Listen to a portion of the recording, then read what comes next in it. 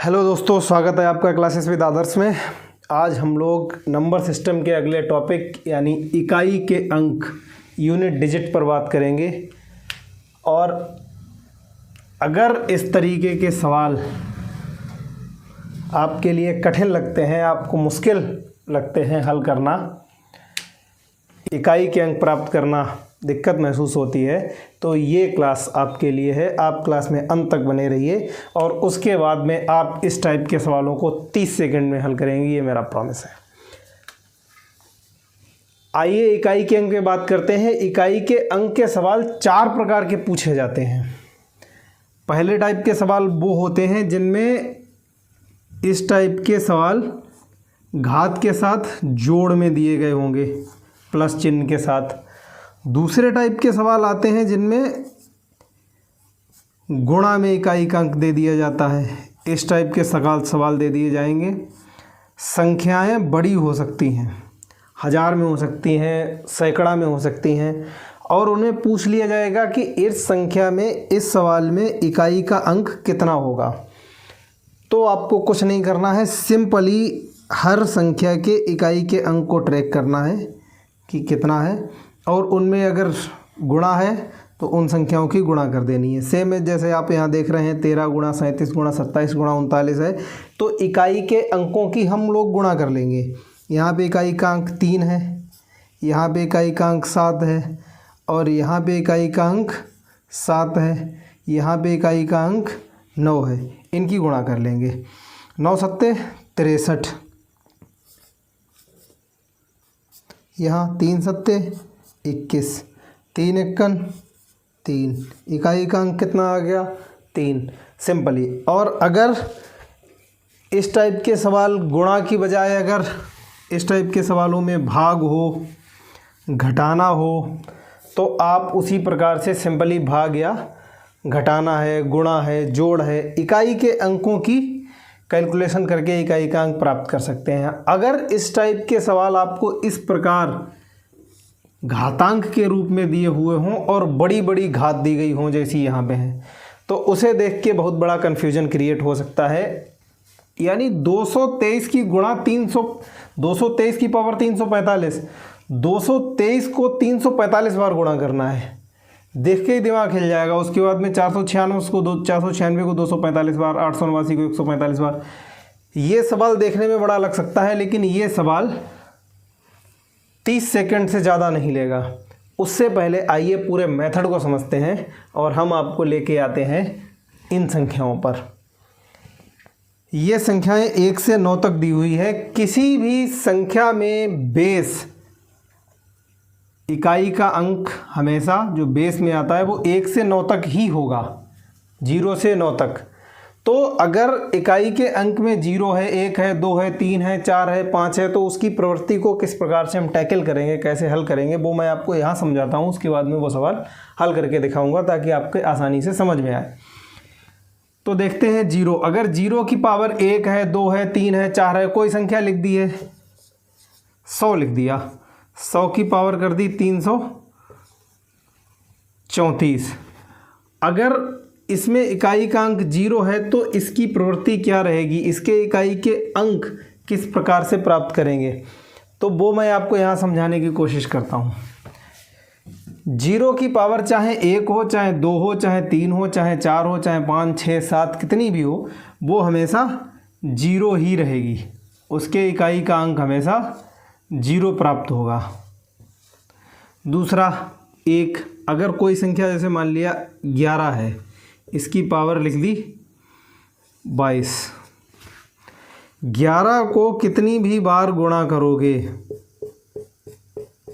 इकाई का अंक गुणा करें, 1 एकन 1, 1 एकन 1, 1 एकन 1, इकाई का अंक हमेशा 1 आएगा। 11 11 में 121, यहाँ 11 11 में 121, 121 की 1 से गुणा करोगी तब भी इकाई का अंक 1 ही आएगा, यहाँ की संख्याएं कुछ भी हो।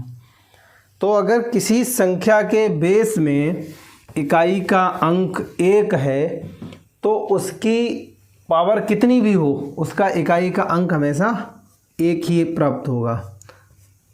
तो इसमें आपको सिंपली ये याद कर लेना है कि अगर बेस में इकाईकांक 1 है तो उस पर पावर कितनी भी चढ़ी हुई हो, उस पर घात कितनी भी लगी हुई हो, उसका इकाईकांक हमेशा 1 आएगा। दूसरा, अगर किसी संख्या जैसे 52 की पावर 14 कर दें, 15 कर दें, 20 कर दें, 143 कर दें, तो ये किस प्रकार से बिहेव करता है, आइए वो समझते हैं।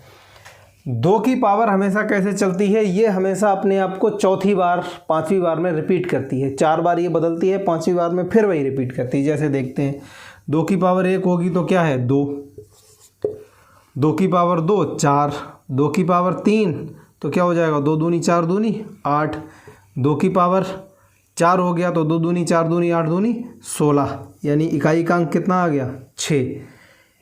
अब अगर 2 की पावर 2 यानी 4, 2 की पावर 3 यानी कि 8, 2 की पावर 4 तो कितना हो जाएगा 16, और 16 में इकाईकांक कितना है 6, तो अगर 1 पावर है तो 2 आएगा, 2 की पावर 2 हो जाएगा तो इकाईकांक 4 हो जाएगा, 2 की पावर 3 हो जाएगा तो इकाईकांक 8 हो जाएगा, और 2 की पावर 4 हो जाएगा तो इकाईकांक 16, 16 में इकाईकांक 6 आता है तो यहाँ पे इकाईकांक 6 रहेगा।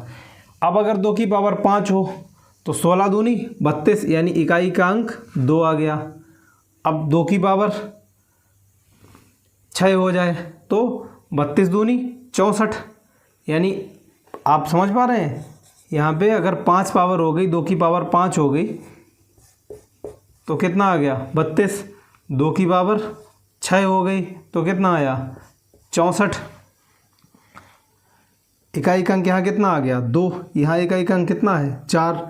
अगर मैं जो कह पा रहा हूँ और वो आप समझ पा रहे हैं तो ये आपको बहुत आसान होने वाला है।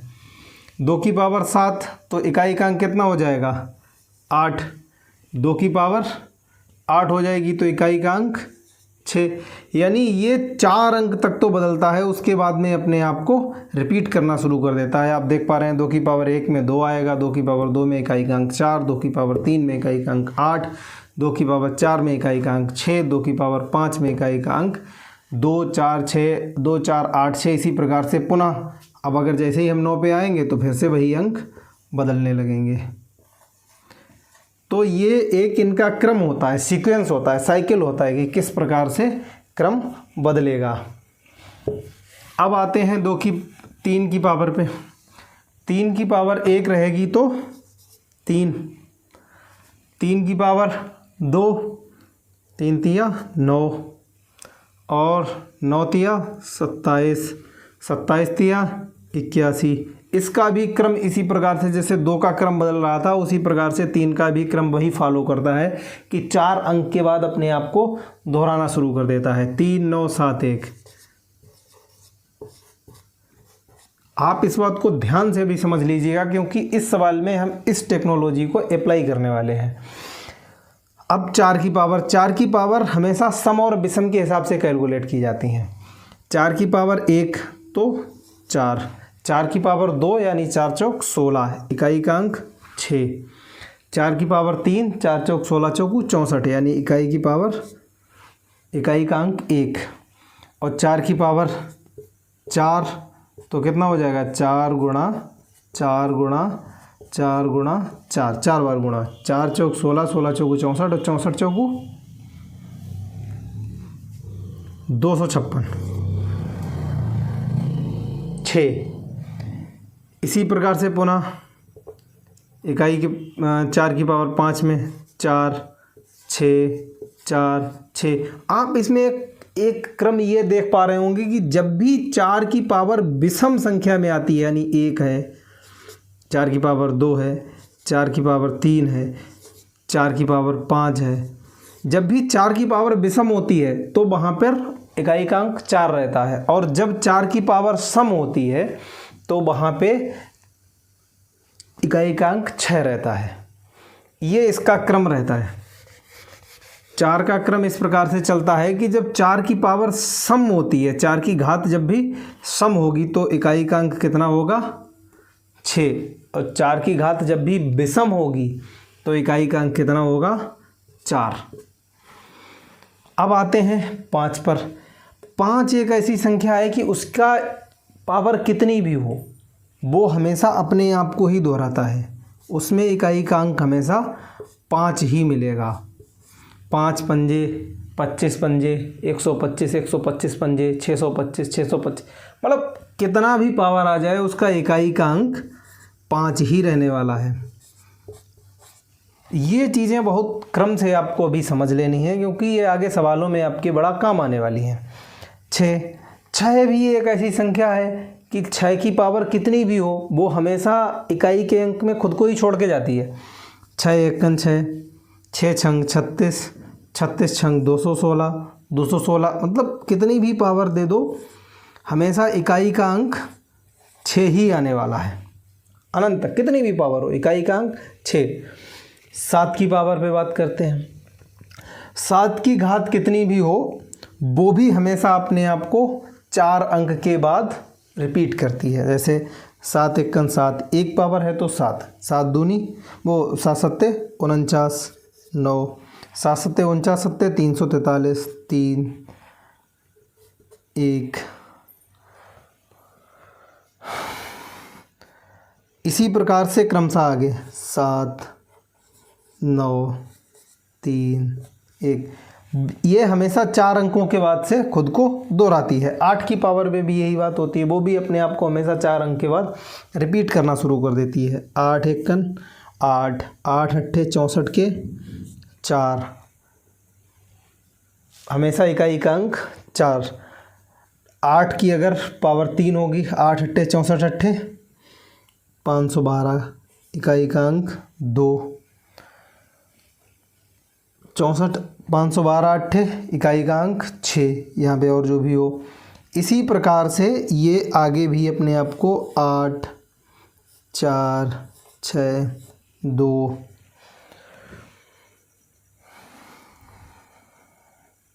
ये अपने आप को दोहराती है। अब बात आती है 9 की।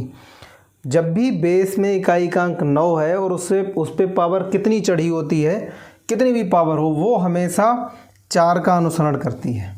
यानी अगर संख्या पावर विषम है तो 9 आएगा, और अगर पावर सम संख्या में चढ़ी हुई है तो इकाई का अंक 1 आएगा। 9 नेमा 81, 1 आया। अब 81 इकाई का अंक 1 है, 1 नेमा 9, इकाई का अंक हमेशा विषम संख्या पे 9 आएगा और सम संख्या पे 1 आएगा। तो इससे आपको एक सीक्वेंस, एक साइकिल, एक चक्र पकड़ने को मिलता है, और वो चक्र क्या है आप संख्याओं में तोड़ करके याद कर सकते हैं। देखिए इन संख्याओं में जैसा हमने आपको समझाया है, 4 संख्याएं ऐसी हैं जो हमेशा अपने आप को ही रिपीट करती हैं।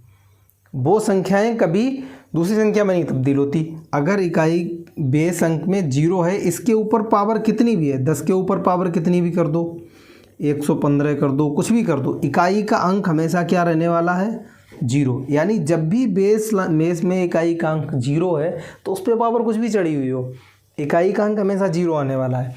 इसी प्रकार से संख्या है 1, यानी 91 लिख लो, 91 के ऊपर पावर कुछ भी लिख दो, इकाई का अंक हमेशा क्या आएगा, 1। यहाँ पावर 115 की जगह 145 कर लो, कुछ भी पावर कर दो, इकाई का अंक हमेशा कितना आएगा, 1। इसी तरीके से तीसरी संख्या आती है आपकी 5 और चौथी संख्या आती है 6। 5 की पावर कुछ भी लिख दो, 6 की पावर कुछ भी लिख दो, कितनी भी बड़ी संख्या कर दो। इन संख्याओं में इकाई का अंक हमेशा स्वयं वही संख्या होती है। 5 पे कितनी भी पावर हो, इकाई का अंक हमेशा 5 रहेगा। 6 की पावर कितनी भी चढ़ी हो, इकाई का अंक हमेशा 6 रहेगा। तो 4 संख्याएं तो ये ऐसी हैं, आप याद कर लो कौन कौन सी। एक तो 0, 1 1 5 6, ये 4 संख्याएं ऐसी हैं जिनकी इकाई का अंक कुछ भी हो, जिन पे पावर कितनी भी चढ़ी हो, इकाई का अंक हमेशा वही संख्या रहेगी। 2 संख्याएं यानी 4 और 9, ये 2 संख्याएं ऐसी हैं, एक 4 और ये एक 9, ये अपने पावर की सम और विषम घात के अनुसार चलती हैं। जैसे इसकी घात अगर सम है यानी 12 है, सम घात है, तो इकाई का अंक क्या रहेगा? जब भी सम होगा, मैंने आपको यहाँ सिखाया, जब भी सम होगा तो इकाई का अंक क्या रहेगा? 6। कितनी भी पावर 12 की जगह क्या पावर हम कर सकते हैं? 372 कर दें। अगर इस पे पावर सम चढ़ी हुई है तो हमेशा इकाई का अंक 6 रहेगा। अगर इसकी घात विषम है, अगर इसकी घात विषम है तो इकाई का अंक कितना रहेगा? 4 ही रहेगा। इसी प्रकार से 9, अगर इस पे घात विषम चढ़ी हुई है तो क्या रहेगा? स्वयं 9 रहेगा। और अगर इस पे घात सम चढ़ी हुई है तो इसकी इकाई का अंक क्या रहेगा? 1। आपको ये बातें नोट डाउन करके रखनी है और बाद में दिमाग में फीड करके रखनी है। अब बचती हैं 4 संख्याएं। कौन कौन सी? ये संख्याएं हमारी हो गई। इसके अलावा कौन सी संख्याएं बची 0 से 9 तक?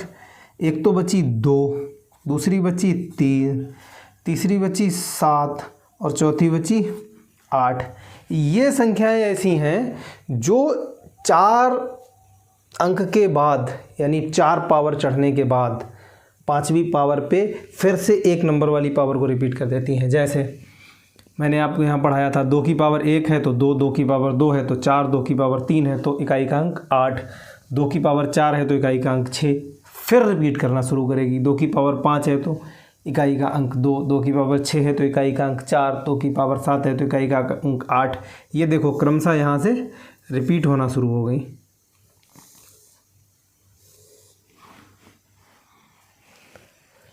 तो अगर आप ये बात समझ गए हैं तो अब सवाल पे आते हैं। अब आपको सवाल समझना बहुत आसान लगेगा। देखिए इस वाले सवाल को समझते हैं। 30 सेकंड का सवाल है लेकिन ये देखने में बड़ा लग रहा था। यहाँ पे इकाई का अंक 3 है। 3 की पावर कितनी है? 345। और मैंने क्या कहा था कि 3 की पावर हमेशा 4 अंक बाद खुद को रिपीट करती है। तो 345 को हम 4 से भाग दे देंगे।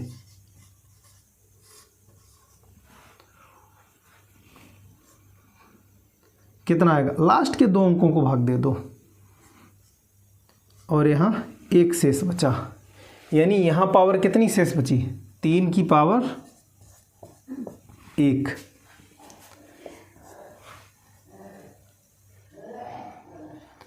यहाँ 6 की पावर कितनी है? 245। यानी 6 की पावर जब 245 है तो 6 की पावर कितनी भी हो वो संख्या हमेशा अपने आप को रिपीट करेगी। तो यहाँ इकाई का अंक कितना आएगा? 6। 9 की पावर 145। और मैंने बताया था 9 की पावर जब भी विषम होती है तो संख्या कितनी आती है इकाई की जगह पे? 9। यानी 145 विषम संख्या है तो यहाँ पे इकाई का अंक कितना आएगा? 9। 3 एकम 3, यहाँ इकाई का अंक 3 हो गया। 3 18 और 8 नेमा 72, यानी इकाई का अंक हो गया आपका 2। बहुत आसान सवाल था अगर आप इसे समझ पाए हो। यहाँ इकाई का अंक 3 हो गया, यहाँ इकाई का अंक 6 हो गया और यहाँ इकाई का अंक 9 हो गया। तीनों को आपस में गुणा कर दिया, 9 छंग 54 और 54 यहाँ आ गए। तो इकाई का अंक कितना है? 4। और 4 के इकाई का अंक कितने गुणा करनी है? 3, 4 3 12, यानी इकाई का अंक कितना हो गया? 2। बहुत आसान सवाल था लेकिन इसे देखने में थोड़ा ये टिपिकल लग सकता है। दूसरा,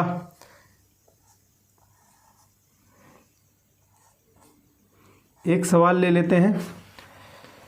3694 की पावर 1493 प्लस 615 की पावर 317 प्लस 306 की पावर 906।